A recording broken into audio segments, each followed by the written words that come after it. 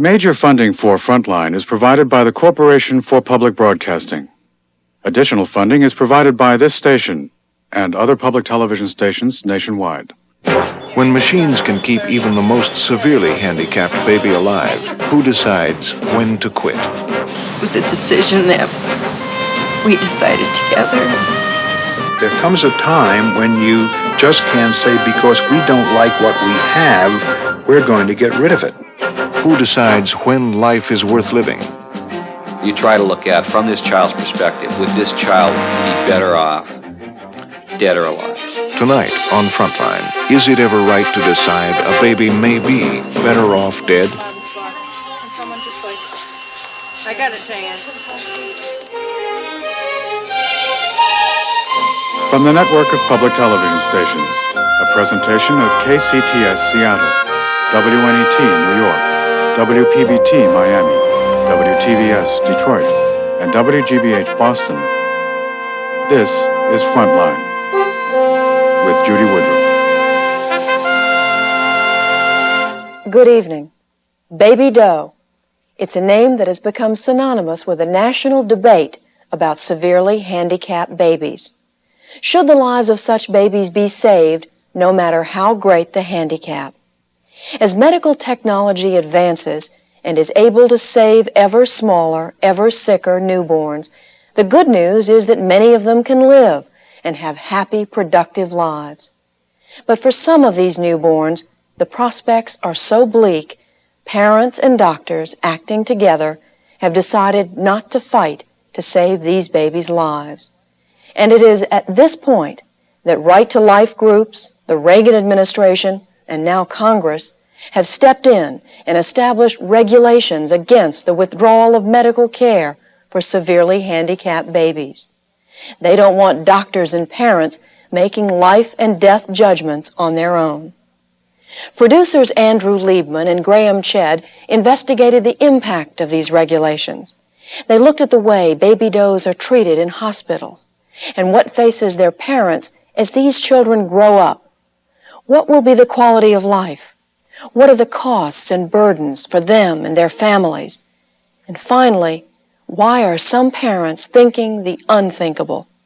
Was their baby's life worth saving? You were watching modern medicine save a baby's life. An hour ago, Andrew Marston was delivered by emergency surgery when doctors realized he was being starved of oxygen inside his mother's womb. 6 weeks premature, Andrew now needs a machine to breathe for him. But had he stayed longer within his mother, he would have died.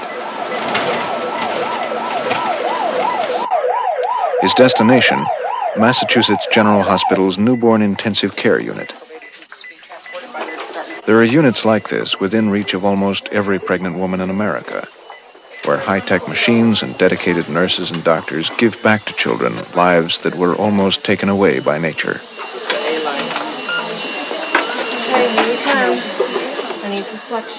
We're a nation that's captivated by intensive care, but it's a difficult, often painful way to start out life, and one in which doctors are constantly pushing technology to its limits. The baby is already on close to maximum support. We have the baby paralyzed with medication so that we can give him the best support from the ventilator possible. He's already on 100% oxygen, and we can't go any higher than that.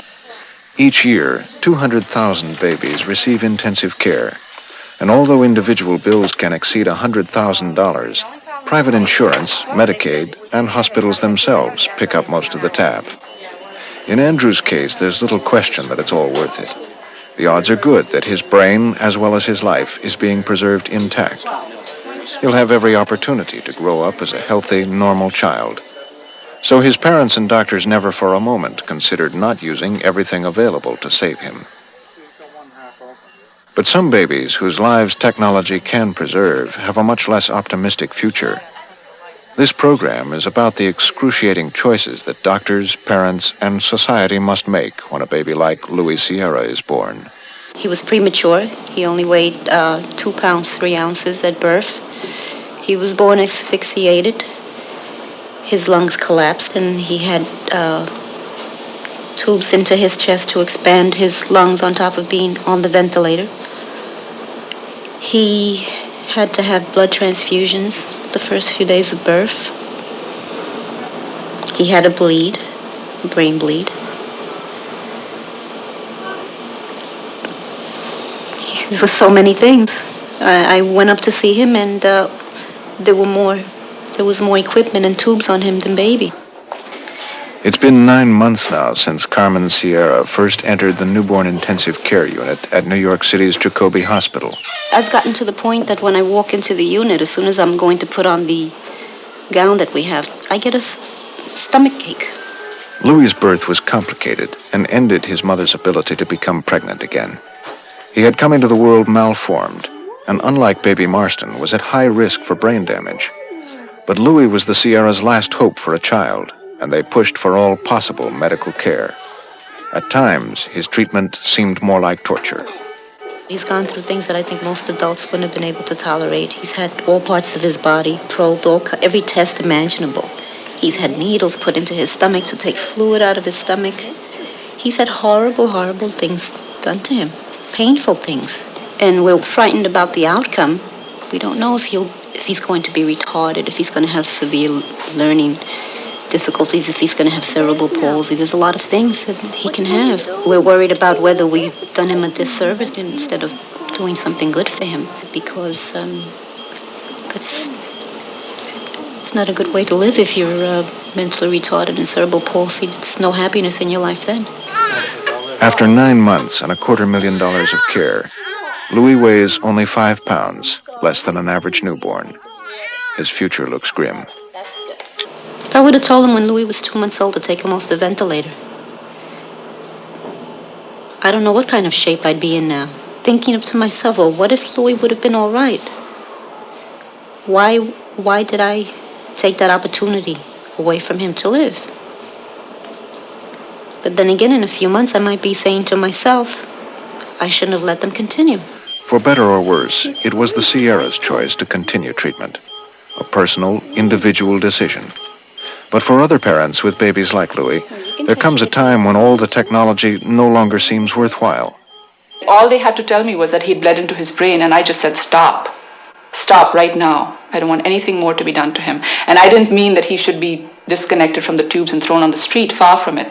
I wanted him to stay there, I wanted him to be monitored, but if anything further had to be done to him, like, putting him on a respirator, cutting him open, performing any kind of life-saving surgery, I did not want that to be done. It's bumpy and strange. This mother, who does not wish to be identified, knew only too well that a severe brain hemorrhage on her premature baby's 3rd day of life probably destroyed much of his brain. No, darling. No, Dave. We don't want to play with that. For her, it was time to let nature take its course. The doctors agreed. But by this point, despite his badly damaged brain, the baby no longer needed technology to keep him alive. Still, the baby's medical bill came to $80,000. He is now age 5. As it turns out, he is blind, totally and completely blind. And he's functioning around the level of an 18-month-old. When he's crying and when he's horribly upset, and he's biting himself and he's hitting his head on the walls, and we cannot understand why he's doing it or what is hurting him, we're very distraught. The kinds of medical horrors that we're inflicting on our children these days are justifiable, and from my point of view, only if I could be almost sure that the outcome will be a very good one. A very good one. I mean, just because we have the machines, just because we have the technology, we're torturing people to life these days. We used to torture them to death. We're torturing people to life.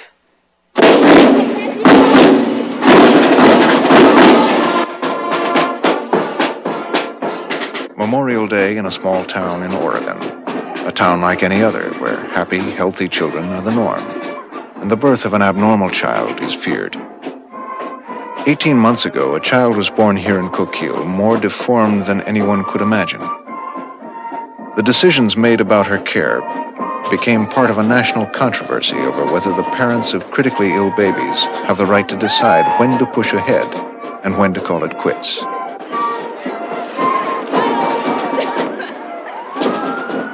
The baby was born here at Coquille Valley Hospital. Her name was Katie. The nurse and doctor who cared for her describe her problem, called an encephalocele. The skull was very small, so probably very little brain tissue. And what there was in a very large sac at the base of the skull so that you could actually see fluid. In fact, it was seeping spinal fluid from this projection on the back of the neck. The baby had all its other parts, but was absolutely unable to suck, had no reflex to eat or to swallow. Whenever touched, would simply go into spasms, and obviously had no chance of life for very long. For Katie's parents, Mike and Linda, the news came as a shock. Linda's pregnancy had been trouble-free. Now Dr. Wolf was telling them their child would almost certainly die in a few days. At best, if she were fed intravenously and received all possible medical technology, she would live 6 months.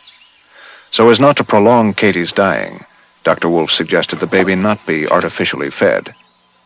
We agreed with the doctor to give her supportive care, which means giving her the same basic care that any baby would receive, keeping her warm, clean, dry, offering her food if she would accept it, which she wouldn't, but not going into any heroic measures to attempt to sustain life that wasn't really there. But the parents' decision was unexpectedly challenged.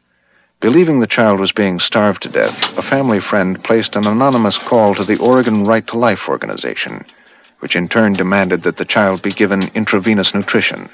All we were asking was that even though her life expectancy with this condition might be only a couple of weeks, she was entitled to her life, to her couple of weeks, and that by withholding food and nutrition, that's no different than providing her with a lethal injection. That child was being killed. We'll come back to Katie's story in a moment. The Right to Lifers' belief that Katie was being killed has its roots in a Bloomington, Indiana hospital. In 1982, the parents of a baby with Down syndrome, a much milder birth defect than Katie's, decided against surgery to repair a malformation that was preventing him from swallowing food. Demonstrators accused the parents of starving their child to death, simply because he would be mentally retarded. The anonymous child became Baby Doe in a court fight over his treatment. This is a situation in which there's no win. No matter what we do, it's not the right decision. Some people are going to not agree, but it's a personal decision. Disagreeing was the county prosecutor, who thought the parents were ignoring their child's rights. The rights of the child, in this specific case, supersede parental rights or custodian rights. A local judge sided with the parents, and within a week, Baby Doe died of starvation. But the fact that Down syndrome babies can grow up to live happy, productive lives caused many people to question the decision and to put the blame on the doctors. When a parent has a newborn with a congenital defect, he or she usually has a very warm feeling toward that child, no matter how deformed it might be. The attending physician frequently doesn't have that same feeling of love and empathy, and therefore he says to himself, I couldn't hack this if it were mine. He transmits that feeling to the family, and very frequently, in their tremendously emotional upset at the time, they go along with it. The doctor involved in the Bloomington case told one of the judges that Down syndrome child, many of them are mere blobs. Well, that's factually incorrect. There comes a time when you just can't say, because we don't like what we have, we're going to get rid of it. And I think you have to be very careful when you hear certain groups of people acting as advocates for a baby who might suffer, or a baby who might have this, or a baby who might have that, whether their concerns are not instead for the family, or for society, or for something else. In direct response to Bloomington, Right to Life groups demanded Baby Doe regulations. A sympathetic Reagan administration directed every hospital in America to post this simple message. A toll-free hotline was set up to receive anonymous tips about violations. And federal Baby Doe squads were created to investigate any suspicious decisions made in the nursery. Behind the regulations was this belief that doctors are too pessimistic about handicapped children, that parents and their babies are victims of the doctor's prejudice. The regulations declared that withholding medical treatment was discrimination against the handicapped. Right-to-Life groups began to challenge every case of non-treatment they could find. Within 2 months, there were 67 baby doe investigations. Baby doe investigation number 28 got underway in Coquille, Oregon. That's where baby Katie's parents and doctor believed artificial feeding would only prolong her dying. But the Right-to-Life advocate who had called the federal hotline meantime got a local court order to feed the baby intravenously. Overnight, Linda and Mike's daughter was flown to an intensive care unit 250 miles away. Then the shaken parents got a phone call from the local sheriff. They were having a hearing the next day at 10 o'clock, and we were to be there. And that's all we were told, is just show up in court at 10 o'clock, and they're going to decide about whether the state's going to take over guardianship of your baby. In a packed courtroom, the judge was faced with a question. Was it discrimination against the handicapped not to feed Katie intravenously? Dr. Wolf was called to the stand for the defense. Knowing the brain situation, I didn't think it was going to make any difference what we put in the child. That the child simply was not going to survive. It did not have the essential brain centers necessary to survival. Rita Radich's argument was equally simple. Wouldn't Katie have been fed artificially had she not been handicapped? I felt that if this child had not had the severe handicap, the encephalocele, and the child had been otherwise unable to swallow or to suck, the doctor certainly would have advised the parents to have IV treatment until they could repair the condition. I felt we had established that there was discrimination on account of handicap in the case. The other side talked about her as if she was just a mildly handicapped child that we did not want to bother with. When it came right down to it, she was not handicapped. She was terminally deformed. We wanted her to live, but it's the kind of thing that we also ask ourselves, what is best for Katie? And if by some miracle we had maintained her on a machine, say indefinitely, she would have no hope of ever being on anything but that machine. She would have no sense of anybody, of anything other than just existence. And to me, there's a quality of life that should be investigated or should be understood.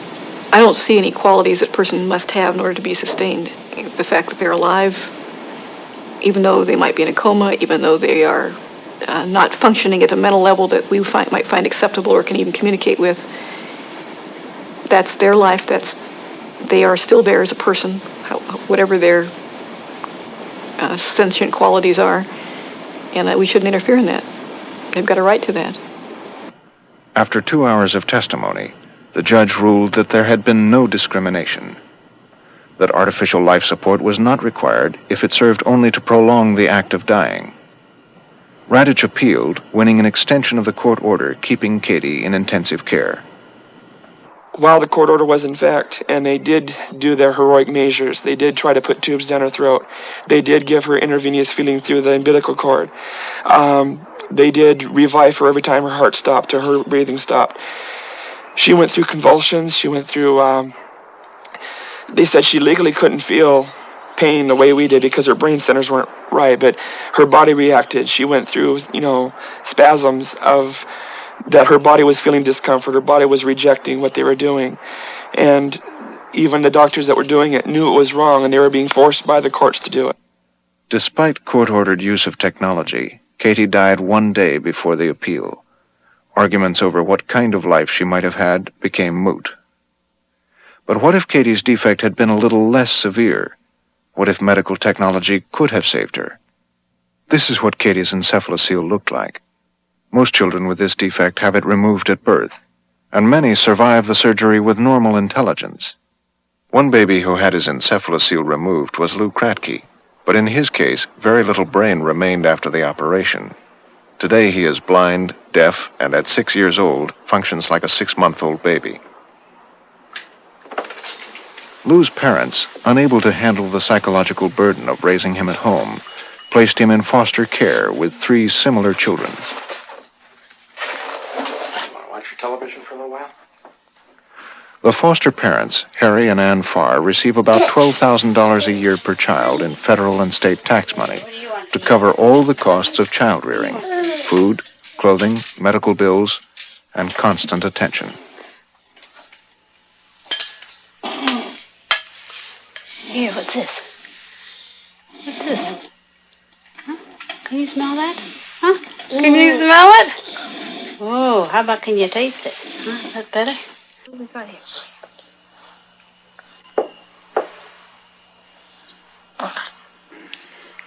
What's that, Lou? For the Farrs, the investment in Lou's care of dollars, time, and love is clearly worth making. Lou can enjoy a lot of things, but possibly on a different level than we enjoy things. And I don't think we'll always know on what level that he's enjoying something, but he certainly has facial expressions that you can tell when he's happy. We certainly know when he's not happy. We have to do a lot for him, things that he can't do himself. Where a normal child will open their arm, run outside and play, we have to take Lou outside and let him be outside. He's not able to do a lot on his own, but he is able to enjoy his life. He's not a child that's suffering. Lou and his foster brothers and sisters live in as supportive and loving an environment as is possible to find. But it is children like these, baby does growing up, around whom the most difficult questions revolve. Are their lives really worth living? And does anybody have the right to make that judgment? We are not in any way, in reference to the children that are covered by these regulations, trying to interfere with medical decisions that have to do with the proper care of children. We are trying to protect lives that otherwise are in jeopardy because someone says, here's a quality of life not worth living, let's not feed this baby. Quality of life, of course, has to be part of the equation. The problem with the phrase quality of life, it's more of a slogan than an analytical framework. What you have to mean by quality of life is not quality of life as you perceive quality. You know, I wouldn't want to live that way, but as the child would perceive it.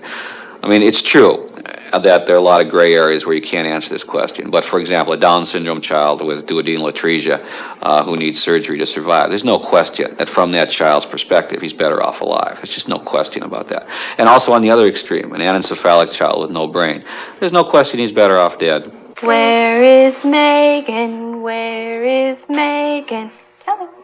But it's a child like Megan Riley who confounds easy judgments and predictions about quality of life. Very well, I thank you. Clap your At birth, doctors said Megan's outlook was little better than a child with no brain. Good job. 4, 5. Megan was born with spina bifida, a condition resulting in anything from mild nerve damage to severe paralysis or death. The cause is a defective spinal cord protruding from the spine. Megan also had an enlarged head, or hydrocephalus, which is a frequent complication of spina bifida. At birth, head x-rays showed huge cavities filled with dark fluid and very little white brain tissue around the edge.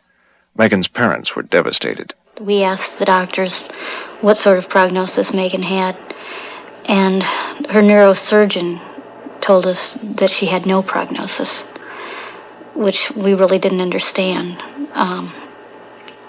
He thought that she would never smile, never recognize us, just pretty much be oblivious to everything that went on around her, and never do anything or react in any way.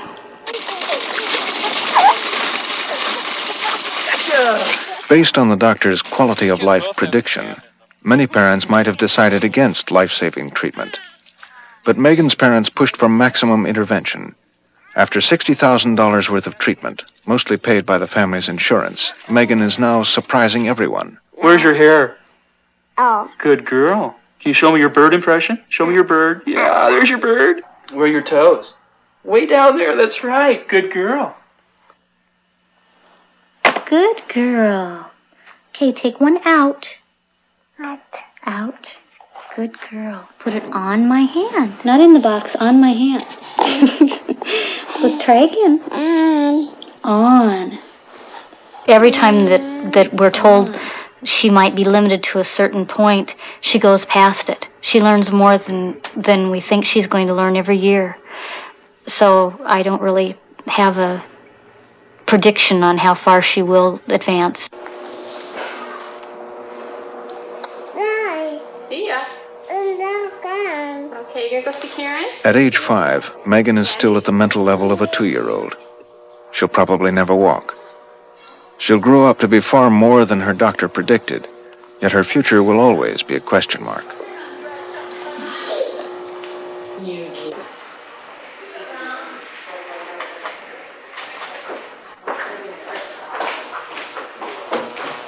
Medicine's full of uncertainties, as is life. That's something the physicians have to deal with. And we can't deal with it just by denying that they exist or by saying, gee, because we have uncertainties, therefore the decision's made for us. We always have to treat everybody with everything we can forever. That makes no sense at all. And all the baby dough regulations and all this publicity has done is put more and more pressure on the doctors to keep treating. They have no incentive to stop. They get paid to treat, right? They're trained to treat. Their whole ethic is to treat, and they can avoid, they never get sued for over-treating. You only get sued for under-treating. A premature baby's heart has just stopped beating. A nurse's thumbs perform CPR on its tiny chest. You might want to a little bit more pressure than that. 3 months premature, the baby is on the edge of viability. If he survives, he may do so with physical or mental damage. In situations like these, doctors once gave parents the choice of resuscitating or not. But today, especially in the climate of baby dough regulations, many parents find that doctors will no longer let damaged babies die. He was a miscarriage, in a way. That's what we thought, that I was having a miscarriage. I didn't realize I'd be having a baby. He was utterly incapable of supporting his own life. Machines had to breathe for him. Without medical technology, he would have been just that, a miscarriage. The machines turned the miscarriage into a life. Michael Laudner was born 11 weeks premature. He received the full court press of modern technology, much like this baby. But Michael suffered a brain bleed, a common complication of prematurity in which a blood leak jeopardizes large areas of the brain. That's why I started right away with Michael's prospects were grim, but his parents and even the family pediatrician found the intensive care doctors unwilling to discuss his treatment. The prognosis was very bad for severe to moderate retardation, severe to moderate spasticity. And I can remember saying to the doctors, what does the world need another retarded child for? What are you doing? And it was frustrating because we were told that everything was being done to save him, and yet what was being saved was probably not going to be anyone who could really enjoy a life. It's using the most highly sophisticated equipment to walk into the darkest of forests. And for all the fancy stuff, what you haven't got is a flashlight. And, so it was from their ignorance that the physicians were really unable to make any choice except let's continue doing what we've been doing. Our pediatrician kept saying all along, we should stop treatment, we should pull the plug, we should let this child die, this is too much, it's not right. And no one, I'm not saying that that's what should have been done, but I think we should have had a voice. We should have been able to talk about this more honestly with the doctors. At one point, really the critical point in Michael's care, the physicians decided to install a shunt. This is to correct hydrocephalus, which is known commonly as water on the brain. Like all surgical procedures, this one needed a consent form from the parents. We were presented with a consent form. At that point, I said, while I am not refusing to sign this, tell me what would you do if I refused to sign it? And the lead physician said, we take you to court and get a court order and do the surgery. A lot of this is not looking at the welfare of the child. A lot of this is looking after your own rear end as far as the doctors are concerned. They don't want to be sued. They think the parents are making an emotional decision now, they're hysterical, they don't know what they're talking about, therefore we have to make the decisions for them. And they often said, well, look, there's plenty of time to die later. We sustain life, we can decide later. And there's a point to that, too. I can understand that. But then you get to the point where there's no turning back. And that was the most unsettling feeling of all, this feeling that you're in a whirlpool and that everybody's going down the drain and there's nothing you can do to stop it, and you don't even know what's under the drain. I saved Michael's life myself once. It was instinctive. He was in my arms in the PCU, in the progressive care unit. He was doing a little better. And he often used to have apnea. He would stop breathing. I was feeding him his bottle, and suddenly he turned gray and purple and black. And I looked at him and I realized if I didn't do anything, that he was going to die right in my arms. And I started instinctively to shake him, and I called the nurse, and they came over and they resuscitated him. And afterwards I said, did I do the right thing? Is he going to lead such a terrible life that he's going to wish that I had let him die in my arms then? Papa? Yeah? Mikey slide. Mikey slide? Yeah. Okay. In fact, Michael astonished everyone. Here comes Mikey. Okay. Michael. Yes. At 2.5 years old, Michael's mental development is just a little delayed. He suffers from mild cerebral palsy. On your mark, get set. Go. Go. Michael said go. Mikey. Mikey's turn, okay. Come on. Come on, Mikey. Come on, Mikey. Michael's medical bill came to around $100,000, paid for by the Laudner's insurance. Come on, Mikey. Michael's creeping. Michael's creeping, yeah. Michael's creeping. We're both creeping. But his achievements have been gained largely because of the countless hours his parents put into helping him overcome his disabilities. Come on, Michael, more creeping. Despite Michael's outcome, the Laudners still resent being excluded from decision-making. Many children who have grade 4 brain bleeds turn out far worse. Good boy. You get the ball? Get the ball, Mikey. A little more. Yay, Michael! Hey. It's made undiluted joy impossible. There is an element of pain that is always there. Play with your child in the park, and while you're having a good time and he's having a good time, not far away there's a child running after a ball while yours can't.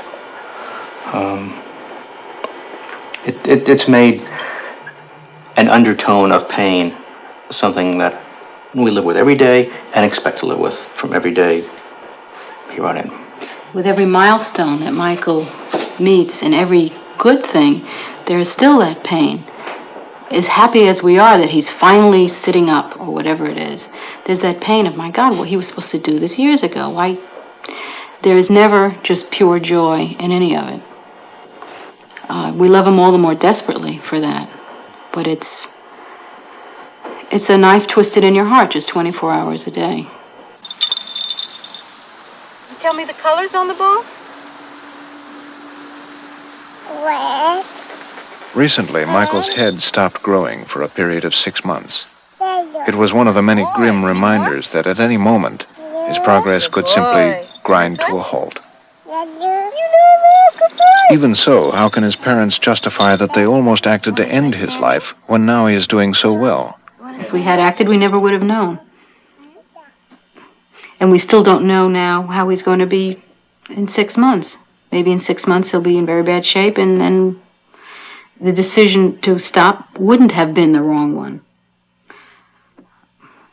Again, it's so hard to give absolute answers because this is a case where there are all cases, practically all of them, where there are no absolutes, and I hope people can understand that.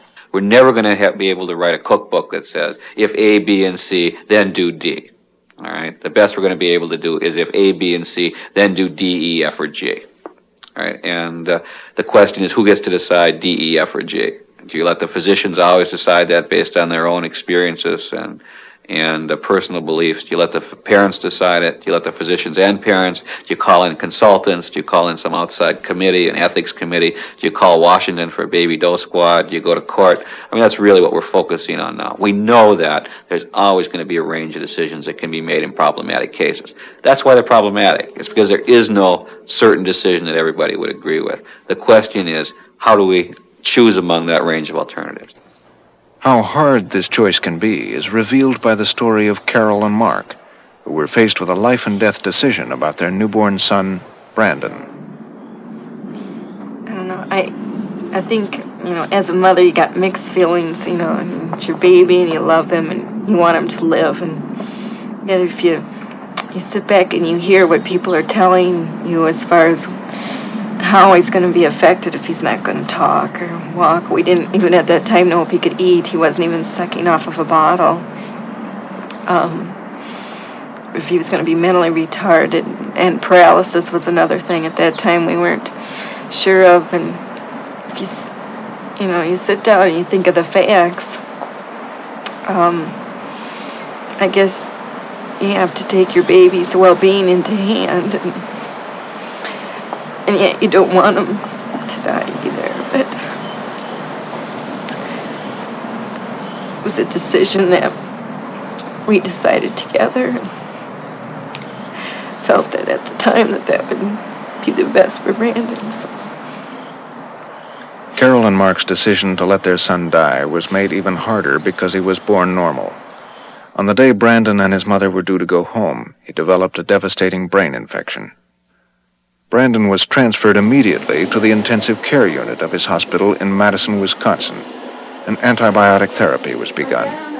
But the infection raged out of control, and tests suggested much of his brain was destroyed. It was time to face the facts in the view of the family pediatrician. We had proceeded 11 full days into therapy before we decided that things indeed were dismal. We had gathered the opinion of many specialists, those specialists being neurologists, neurosurgeons, neonatal intensive care specialists. We had performed various x-ray studies of the baby and had come to the conclusion that we were indeed in very serious trouble. I guess I had put myself in that situation. If I was severely handicapped, severely brain damaged, as an adult, I don't think I'd want to live. It had to do with the quality of life. I guess I think that phrase came up quite a bit when we were talking about Brandon. What kind of life he would have if he did live. And there are worse things than death. That's the way I felt about it. That living in an institution the rest of your life and who knows what might not be the way I want my child to live. The parents were certain they wanted treatment stopped, but Madison General Hospital is one of a growing number of institutions that are experimenting with ethics committees to make decisions in controversial cases. The parents feel that their decision represents kindness and is not a move toward active euthanasia. We have to, at this point, make it clear that we're not all in agreement as to what to do, and that this is indeed a painful decision, and probably that no decision is correct. The question is, which one is more correct? What you're being asked to do is to stop antibiotics, to take advantage, in a sense, of the opportunity to effect his death, an opportunity that will be lost if he's treated for another couple of weeks. Is that an unfair way to put it? I don't believe that's unfair. This is a recreation of the hospital ethics committee that actually met to decide Brandon's fate. All the crucial participants are here: doctors, hospital administrators and lawyers, an ethicist, and the parent of a handicapped child. The committee's task is to guarantee that all the facts are heard and to resolve conflicting points of view about Brandon's prognosis. As an adult, he would have severe cerebral palsy. He would have questionable mentation abilities, if any at all. He might become blind, and he might have difficulty hearing. Granted, we do know that he has had a major insult to his brain, but I do not think that the overall picture for what Brandon might be like a year from now, 10 years from now, is clear-cut. At the moment, there's so much swelling and inflammation that what part of his brain that might eventually recover, we really can't see that at the moment. I just want everybody around this table to realize we're talking about almost a 80 to 90% destroyed brain, in my opinion here. This isn't the youngster that's going to can't read or need remedial schooling. This is a youngster that I don't think may be able to sit up by himself. He may be tube fed, may never talk, may lie in a bed his whole lifetime. As the parent of an impaired child myself, I'm wondering when you talk about the quality of life, because that quality may be different for him than for me. That doesn't mean that it's any less valuable. If it doesn't serve the patient's interest, then the antibiotics ought to be stopped. And that's what we're debating here, about whether the small chance of a decent recovery with some pleasure of life, if the small chance of that is worth the risk of having the child live a long life with no interaction at all. I assume there's also a possibility. The meeting seemed to be supporting the parents' decision to stop treatment. Is a severe handicap. But then the newborn specialist pointed out that stopping treatment wouldn't guarantee the baby's death. I'm concerned that if we stop the antibiotics, Brandon is going to continue to live, but that the damage to his brain is going to progress, and that he might end up a more handicapped but yet alive child. Gordon, what's your best guess as to the risk that if antibiotics were stopped, that the baby wouldn't die but would go on living in a more damaged state? I'm not an infectious disease expert, but I would put it at less than 5%. What do you think might happen? After all the discussion, it was clear only that either decision, to stop or continue, was fraught with uncertainty. The neurosurgeon questioned whether the committee should decide. We have the ethical right, or any right in society, to kind of take that decision out of the parents' hands if they truly are making an informed consent, because all of us around this table will go home and eat our dinner tonight and go out to the movie or go back to work, but these parents will have to live with this thing for 10, 20, 30, 40 years. Obviously, it's a difficult emotional strain for everybody involved. After 90 minutes of debate, the committee came to a consensus. Antibiotic treatment should continue. The parents were giving up too soon. But then the committee neatly passed the buck. I agree there was a consensus in the room, or seemed to be to me, that treatment of antibiotics should be continued. But there was also a consensus, and perhaps a unanimous view, that the decision should be Gordon's, first of all, and the parents'. That is, the committee's not telling him what to do. And secondly, I didn't hear anybody say that they thought it would be wrong for him to stop antibiotics. So that the decision is still very much theirs, and however it goes, my impression was that it would be tolerated by everybody in this room. Well, the British might say poppycock. A decision is being made. The fact that you choose to call a consensus a non-decision, I think, is really playing with semantics. Good. Good. Brandon, as the committee wished, was treated. Practice sitting up. 10 months later, he has very little vision or hearing. He makes few sounds or purposeful movements. His parents' worst fears have been realized. As it turned out, this was a very sad ending for Brandon and his family, and obviously that's tragic. But I think that in retrospect, still the decision was good because it was a good process. All the facts, as best they could be determined, were taken into consideration, alternative points of view, and so on. So I don't think the outcome changes that. Let's see if we can get you to watch it. Had Brandon been born a few years earlier, before the baby doe regulations, it's unlikely his parents' choice would have been challenged. Now Brandon is visited twice a week by therapists from Wisconsin's public education program for the handicapped. His parents find what comfort they can. There's a lot of heartache when you think about Brandon in the hospital. But he's brought us some happy moments, yeah.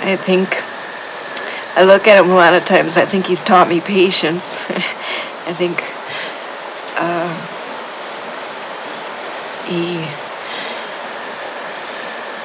there's a reason that he's here. He was meant to be here, and he went to be here now.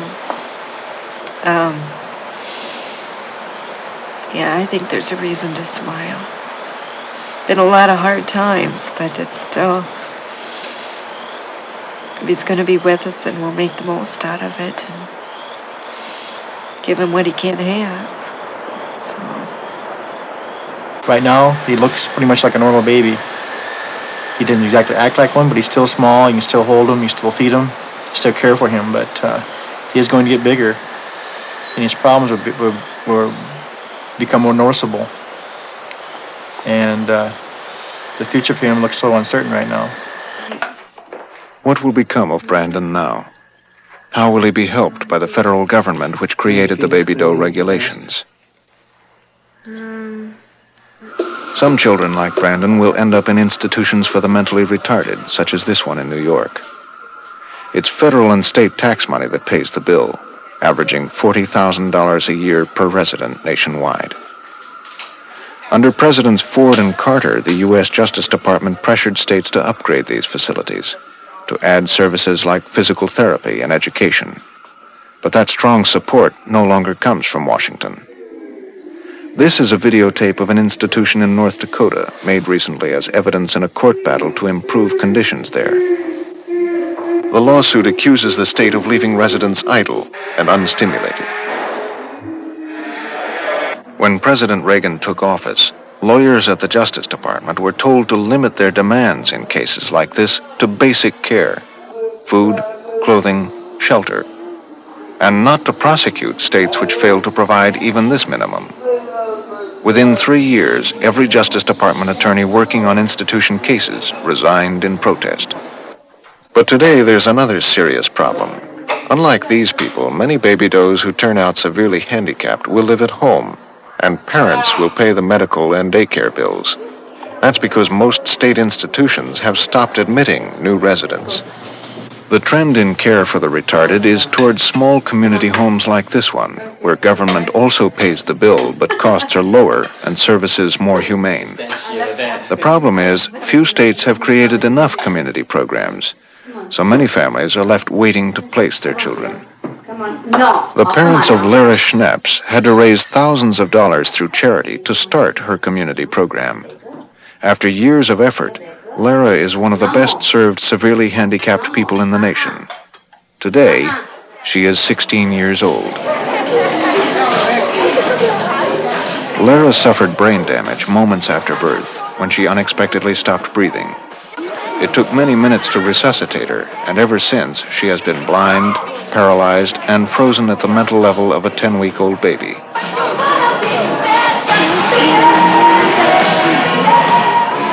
The guests at Lara's party come from 4 community homes founded by the Schnaps. All of these children once lived in big institutions. Their new lives represent the very best a severely handicapped baby doe can hope for.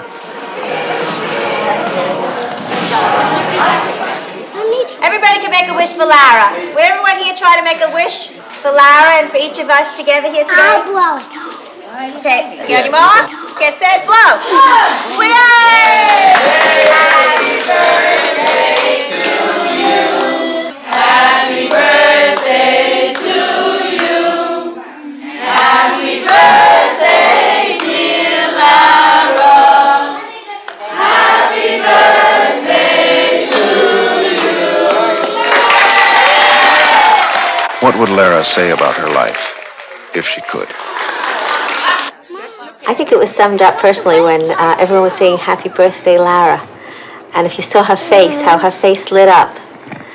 And I said to one of the staff there, I said, you never know what these children really comprehend and what they take in. But for me, to see her smile at the end when we were singing that song, the whole day was worth that. Lara's group home is in a high-rise apartment building in Queens, New York. Now that it's been running over a year, Medicaid picks up the annual cost of $40,000 per resident. The staff spends countless hours making life as interesting as possible.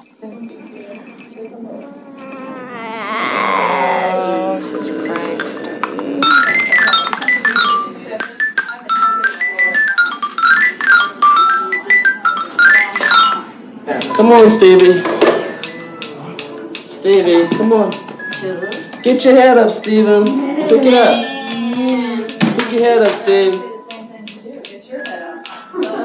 Reach for the cookies. Steven, get up there. Reach for that box. Come on, Stevie.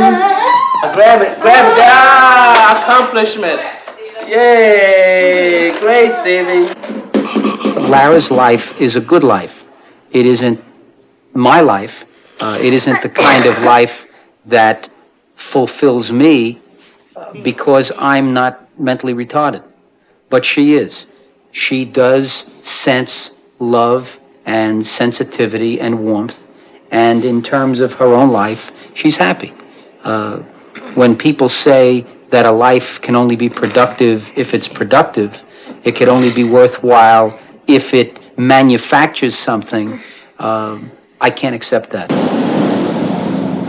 Every weekday, Lara also goes to public school. Federal laws require local school systems to provide equal access to education. Handicapped children clearly benefit from this opportunity, though many communities are debating whether this is always a good use of tax dollars. Oh, Lordy, pick a bale of cotton. Oh, Lordy, pick a bale a day. Oh, Lordy, pick a bale of cotton. Oh, Lordy, pick a bale a day. Me and Keisha gonna pick a bale of cotton. Me and Keisha gonna pick a bale a day. Me and Lara gonna pick a bale of cotton. Me and Lara gonna pick a bale a day. Oh, Lordy, pick a bale of cotton. Oh, Lordy, pick a bale a day. Oh, Lordy, pick a bale of cotton. Oh, Lordy, pick a bale a day. Me and Lara gonna pick a bale of cotton. Me and Lara gonna pick a bale a day. Me and Lara gonna pick a bale. But even if our baby does grow up with the best of care, the question remains. With all the necessary investment of pain, love, and dollars, with all the limitations the child will experience, must a newborn baby always be saved when it's likely to be for a life like this? To Lara's father, who's dedicated himself to the well-being of all retarded people, there's just one answer. Sometimes Lara has breathing difficulties. It would be very easy for me one day, while she was with me, to simply not try to resuscitate her and let Lara go. I think that if I did that, anybody, or suggest that I would do that, the world would be horrified.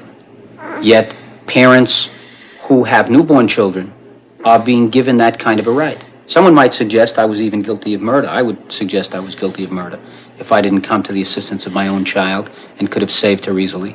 I don't want that power, and I don't think any parent ought to have that power. I don't think any person ought to have that power.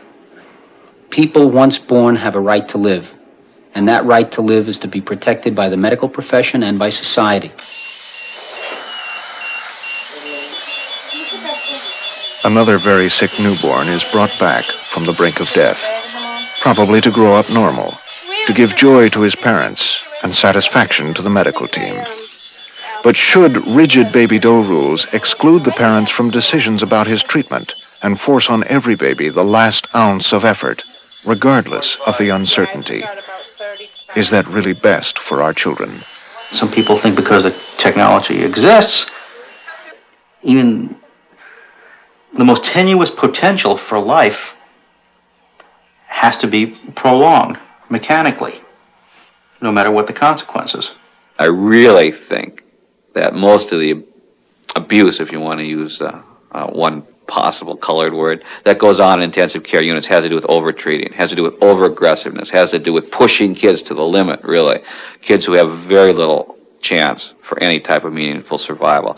But we use the technology because it's there. Our babies, when they are born, they are innocent and defenseless, and they do need protection. And that if we parents are taken out of the picture, they are going to be at the mercy of modern medical gadgetry. There is going to be no way out for them. They are going to be condemned to go through procedure after procedure, operation after operation, and no one will be able to stand up in their behalf and say, let him go. Leave my baby alone. Let him go.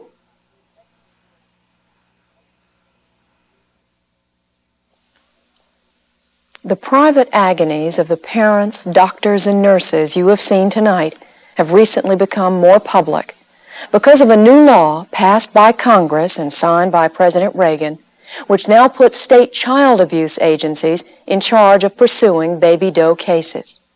The new law says if medicine can keep a baby alive, it must be used.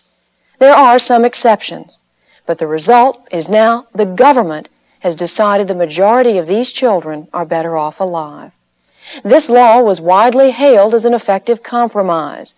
However, the baby's future quality of life has been eliminated as a factor in deciding whether the baby should live. And for that reason, 3 medical groups, who represent the majority of doctors and nurses taking care of baby doe cases, oppose the law.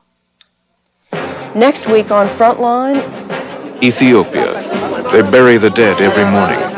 Famine. 100 people a day dying of starvation. With all the resources of the world, it should be possible to overcome at least some of the obstacles to getting the food into the country. And I'm not only talking figures, what we're talking about are lives.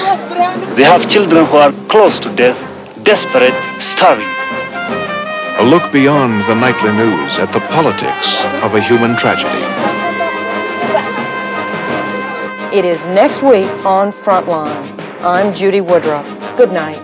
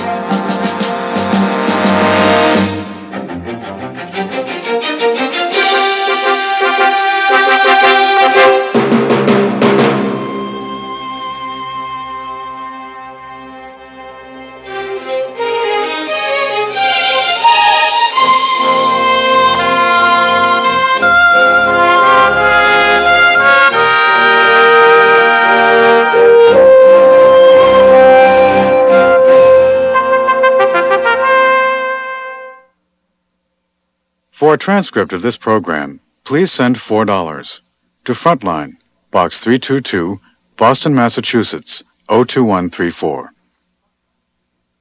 Frontline is produced for the Documentary Consortium by WGBH Boston, which is solely responsible for its content. Major funding for Frontline was provided by the Corporation for Public Broadcasting. Additional funding was provided by this station and other public television stations nationwide. For videocassette information about Frontline, write to PBS Video, Box 8092, Washington, D.C., 20024.